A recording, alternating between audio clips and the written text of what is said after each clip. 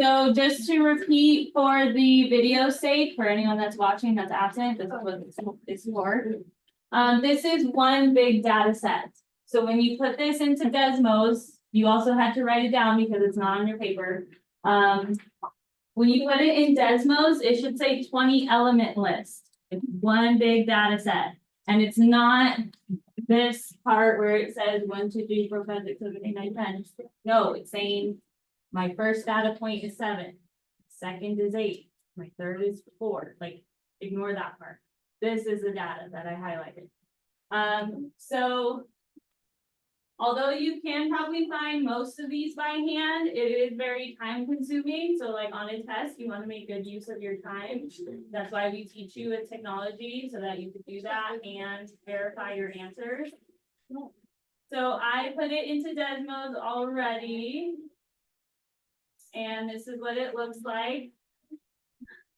20 data points. That's how I know I didn't miss any. Listen, I know you're all reacting. I know some of you have questions. I promise I'll answer them if you just okay. You do not have to put them in order. When it's in Desmos, you just put your data, same with your graphing calculator, you just put it. If you're doing it by hand, some of them need it to be in order, but for technology, it doesn't. So table, let's see, 9, can you tell me what you got for the mean?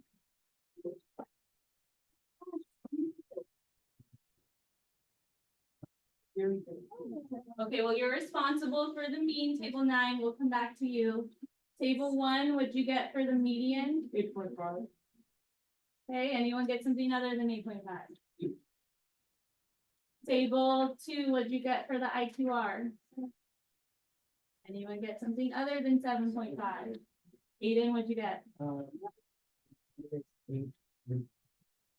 wait, you got the mean. Okay, what'd you get for the mean? Hold on, wait, sorry. But yeah, it's 8.9. Okay, so he's saying for the mean is 8.9. Did anyone get something different for the mean? Did anyone get something different for the IQR? You either got that or you got nothing. Table 3, what'd you get for standard deviation? 4.2. Table 4, or did anyone get something else for standard deviation? Table 2, what'd you get? I got 4.3. Okay. Well, what did I hear? What did you get something other than 4.2 or 4.3? Okay. We'll see which is right in a second. And table 5. Table 5, what'd you get for the math?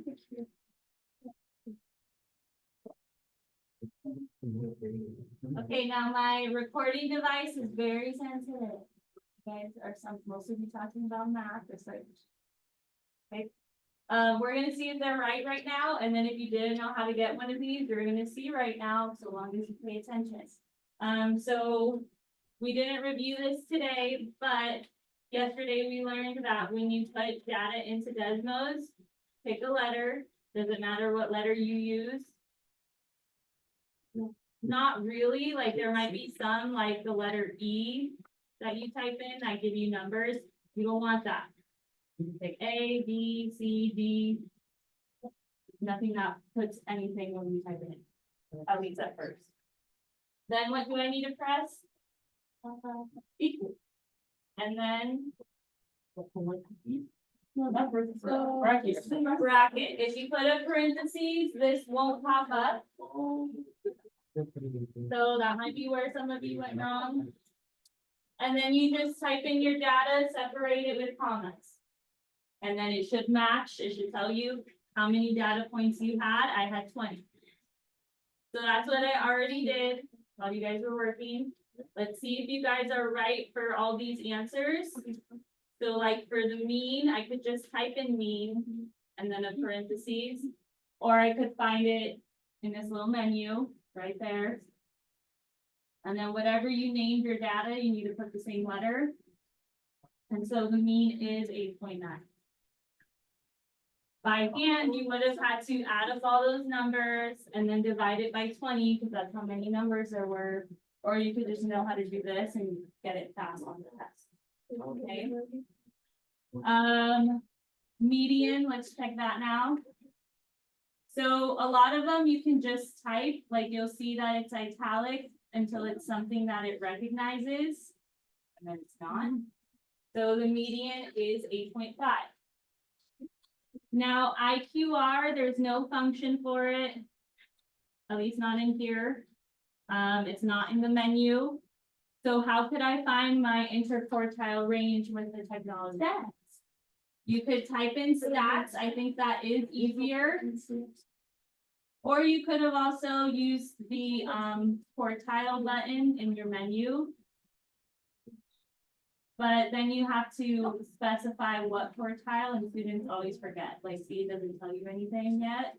But there's 3 different quartiles. You have to say which one you want. Or you could just type in stats. But here's like, if I wanted the 3rd quartile, it tells me. If I wanted the 1st one, it tells me. And what's the formula for IQR, by the way? Q3 minus Q1. So that's something else you would need to know.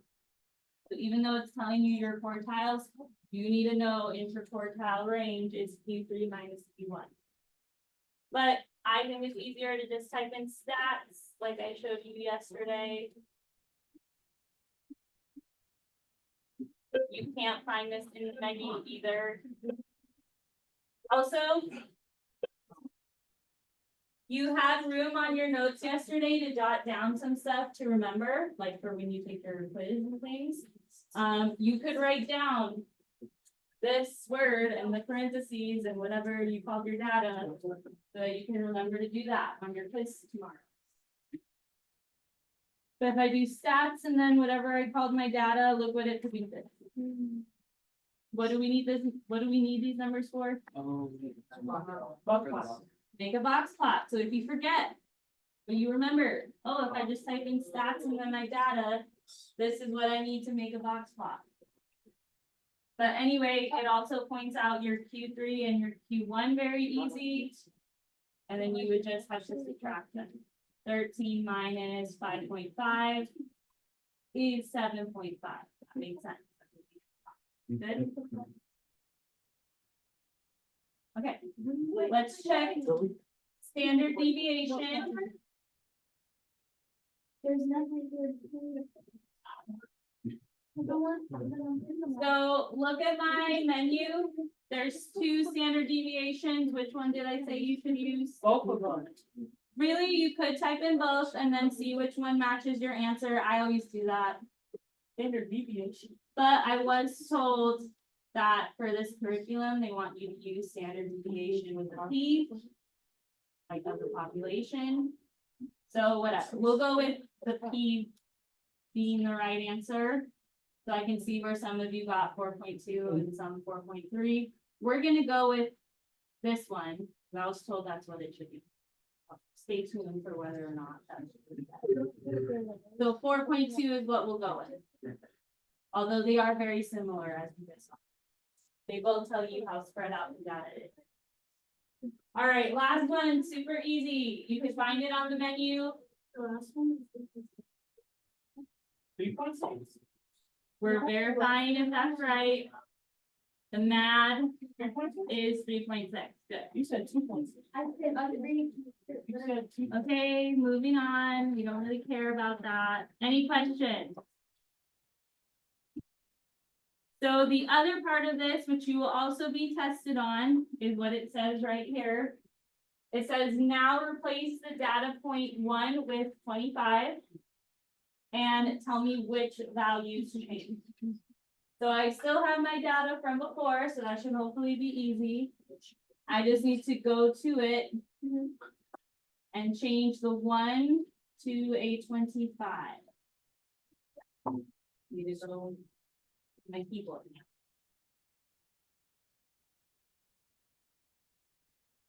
So for that part of it, we're switching out the data point 1 with a 25. Right there, switching it with a 25. So I already had the MAD here.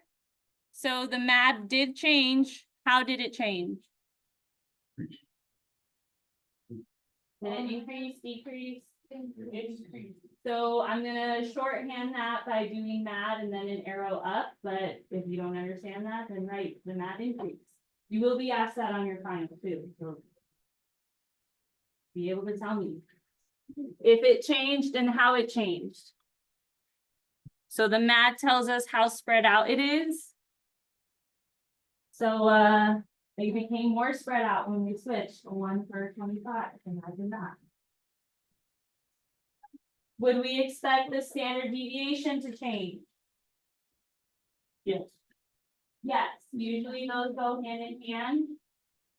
They're very similar. Also, we never taught you how to do standard deviation by hand, so unless you learn how to use your calculator, then I guess you'll just get all of those wrong every time. Learn how to use the calculator. Standard deviation is a really like obnoxious formula. Show you.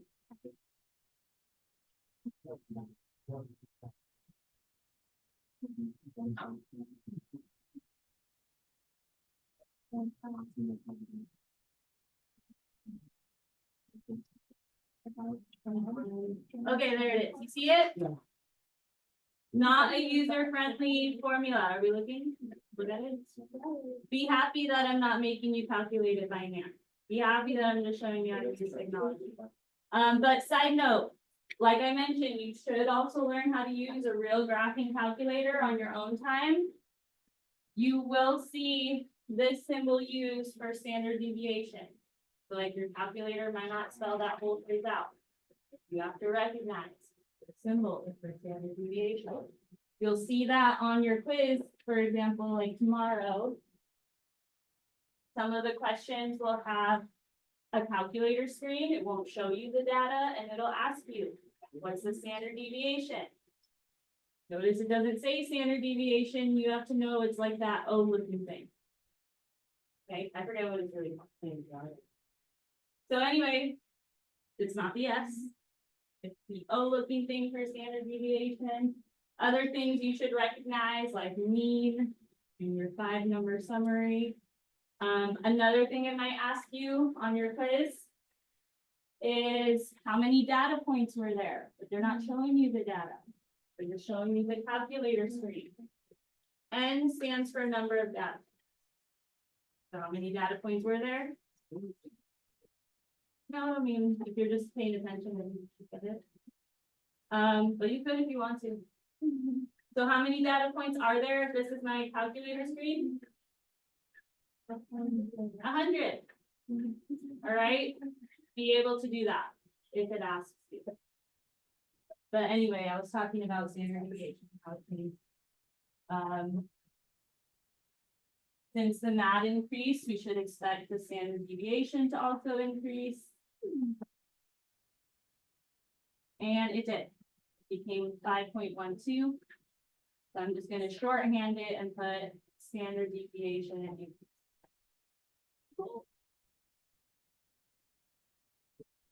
Now IQR measures spread as well. Do we have an IQR function? How can I find the IQR with technology?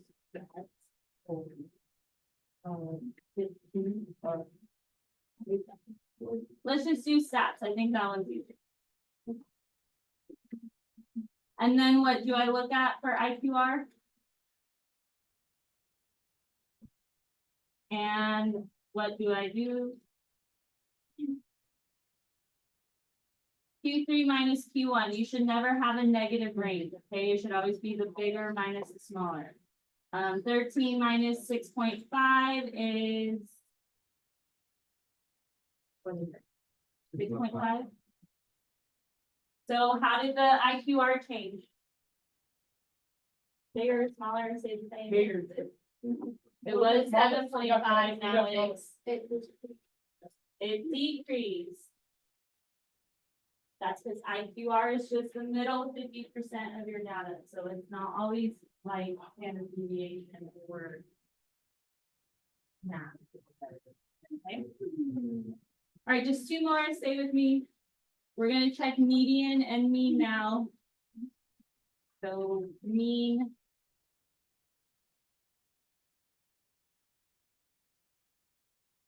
Before the mean was 8.9, now it's 10.1. How did it change?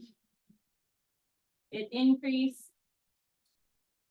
Just like how our MAD and standard deviation did. And then median.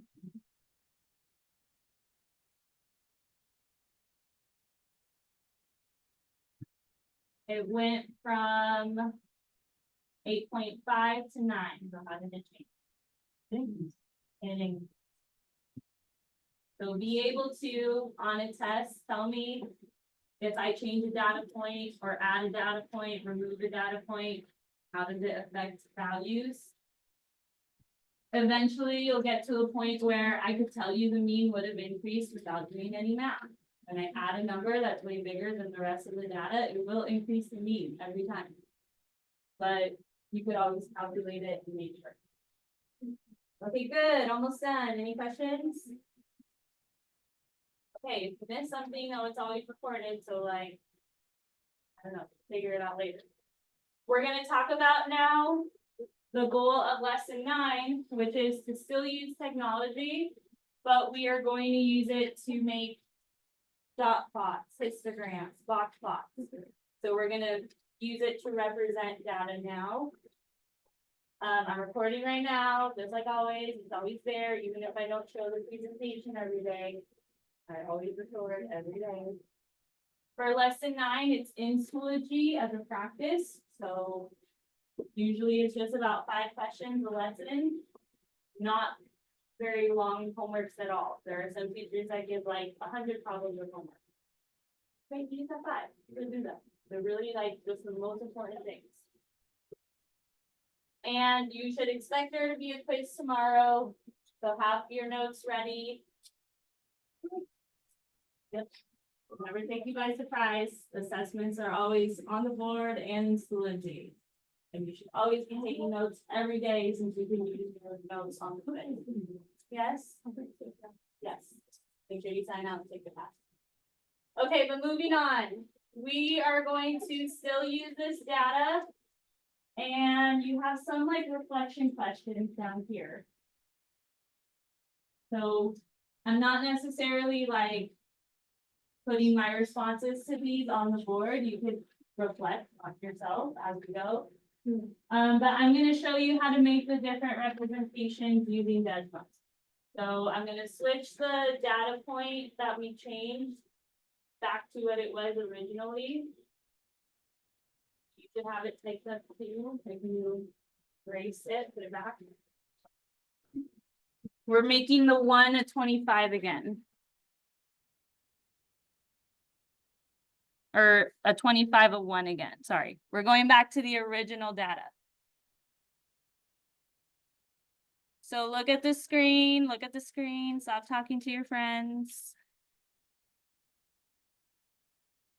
The longer this takes, that I guess just means you have more homework because you'll have to do it at home. Table 3, zip it. So look at the functions menu as I'm scrolling. There's a part that says visualizations, and you should recognize all these words. If I want to make a dot plot, we'll start with that because it's easier.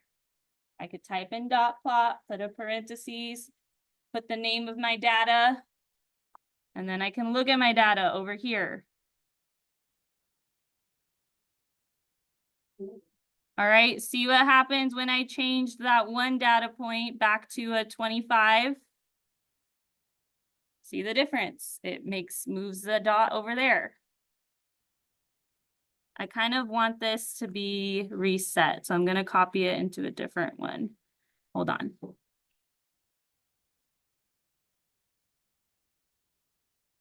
I want like a new fresh window, so hang on. You can't copy and paste on your test. It'll kick you out. So you'll just have to like list it out. And here's my dot plot with the data point 25 instead of a 1. And then when I put it back as a 1, All right, now it's over here, nothing over there, see? What does this dot represent? Like, what's the value of it? And you look at the x-axis for that. So I can see like there's 2 4s. There's 3, what is this, 8s. Okay, so that one's pretty straightforward. Histogram, which is a button on there.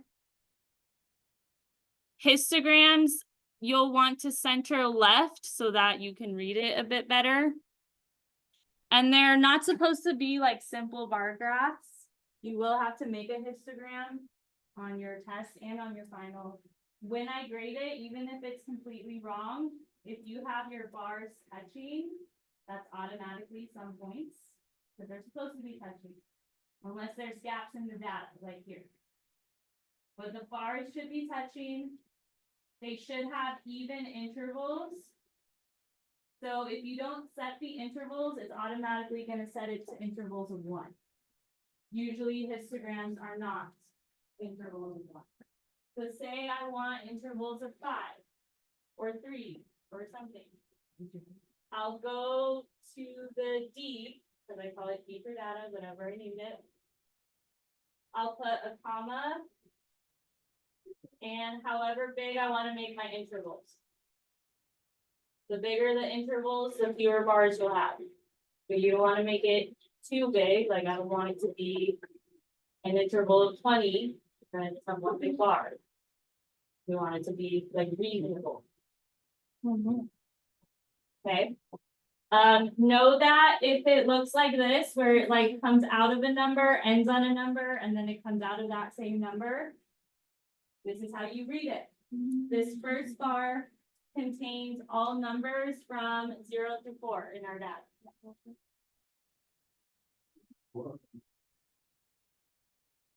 Well, if you don't, it'll just automatically be 1, which isn't usually what histogram is.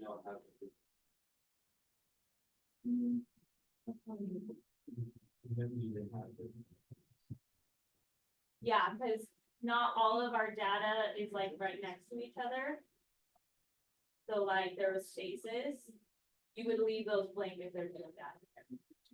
But that's a good question. But say like my intervals are intervals of 5. This shows me that I have 4 data points that fall within 0 through 4. Because as soon as it hits the 5, it goes into the next column. So as soon as it hits that higher number, it goes to the next column. So like this one is 5 through 9. As soon as it hits 10, it goes to the next column. How many numbers are from 0 through 4? 5 actually. 0, 1, 2, 3, 4. 5 through 9, how many numbers? 5 as well. 5, 6, 7, 8, 9. 10 through 14? 5. It has to be that way. You cannot make intervals where 1 is 4 and 1 is 5. Like it has to be even intervals. And if you make it in Desmos, it will be. Good, any questions? Okay, I know that was exhausting, but like I have to tell you. Last one is box plot. So you can just type in box plot or find it in your little menu under visualization. And whatever you called your data set. And it creates a box plot. You should always get those right now. You check it as long as you're checking your data the right way. See that it has a button here that says exclude outliers. When I uncheck it, I can see, were there any outliers? No, because there was no change at all. But when I go back and I change that data point to a, what was it? A 25, the 1 into a 25, let me do that.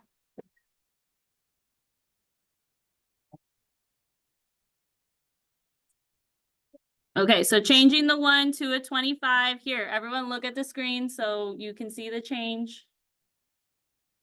Hold on. Okay, I'm about to change it. Keep looking, keep looking.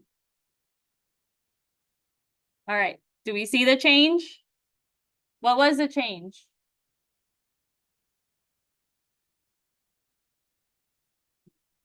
Okay, that middle line did move a bit. Look what happens when I hit that we don't want to exclude the outliers. What's the change? It actually connects to our maximum. When I exclude the outliers, so that must mean that 25 is an outlier. It connects just to here. If we excluded it, but it still has a dot there because it is a data point, that means it's an outlier. Is it about this? Okay, that was not about this, so hang on. Questions on that? Okay, so you can determine if something's an outlier if you know how to use Desmos. You could make it not exclude the outliers if you know how to use Desmos. And really, like, there's other activities on your notes, but we don't need to necessarily do them. You could look at the notes in Schoology if you want. You could watch the videos from last year if you want more examples. But if you just paid attention and learned how to check everything in Desmos, then that's all we need. Okay, so I only expect you to have written down the parts that we actually did, but you can make your notes nice and helpful for when you take your quiz. Any questions right now? Okay, so that leaves you a solid 10 minutes to maybe even finish your lesson 9 practice or your lesson 6 practice, up to you, but you have stuff to do, so get to it. And yes, Gavin, you can go now.